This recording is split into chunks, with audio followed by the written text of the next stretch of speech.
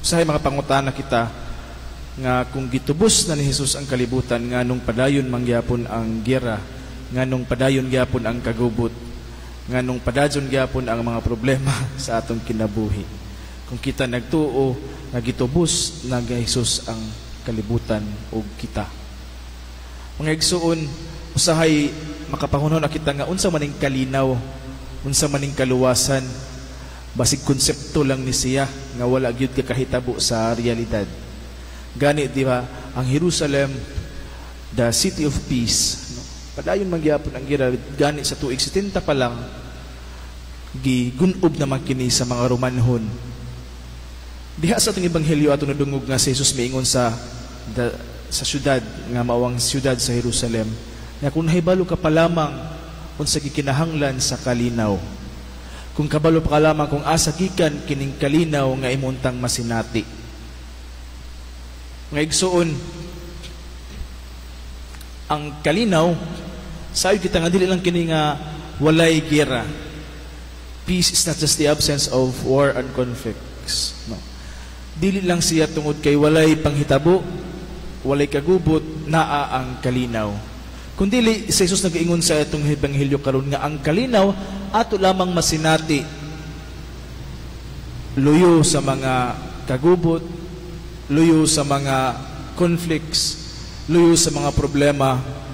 Ang kalinaw masinati nato kun kita sa giingon ni Jesus nag-ilah, no? Kung wala nimo ilaha, kung atong giilah nga diha sa atong kawadon, sa atong kaliwala, diha sa atong kaliwala naa ang presensya sa Dios.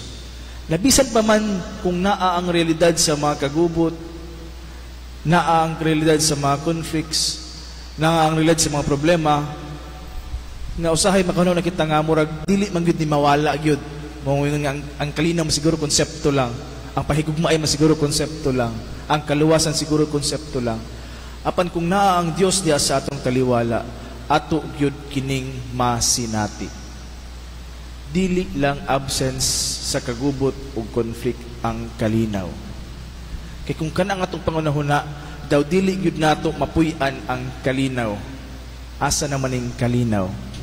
Diha sa atong unang pagbasa, atong nadungog nga si Matatias naningkamot gyud og pagtuman sa balaod ni Moises, luyo sa mga pagdaog-daog nga pugson sila nga ilang ibaliwala, nga ilang talikdan ang ilang pagtuo, ug diha sa kadagkuan gipugos sila sa opisyal sa mga hari sa pagtalikod sa Dios ug paghalad sa Dios sa mga paganhon nga paghalad.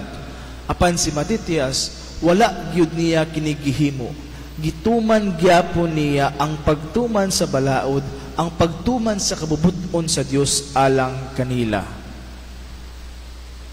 Nga dili lang di ay kung atong pamalandungan mga igsuon, ang pag-abot, ang pagpaningkamot nato nga magpuyo sa kalinaw ug kalipay goes beyond acknowledging the presence of God sa atong kaugalingon, kundi ang pagtuman usab sa kabubuton niya.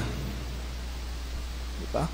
Ang tao nga wala kakatuman sa kabubuton sa Dios alang kaniya, ang tao nga kanunay lamang gawander sa kalibutan unsa man gyud ang para sa akoa. Walay kalinaw ang tao nga wala makakita, nga wala makatuman sa kung unsa gyud ang iyang tawag sa Dios. Dili magmalinawon ang tao kung siya wala makabalo ug wala niya mahimo kung unsa ang kabubuton alang kaniya.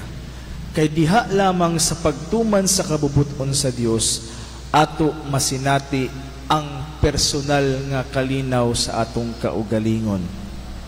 Apan lisod ang pagpaminaw gani mismo sa kung unsa ang gusto sa Dios alang kanato.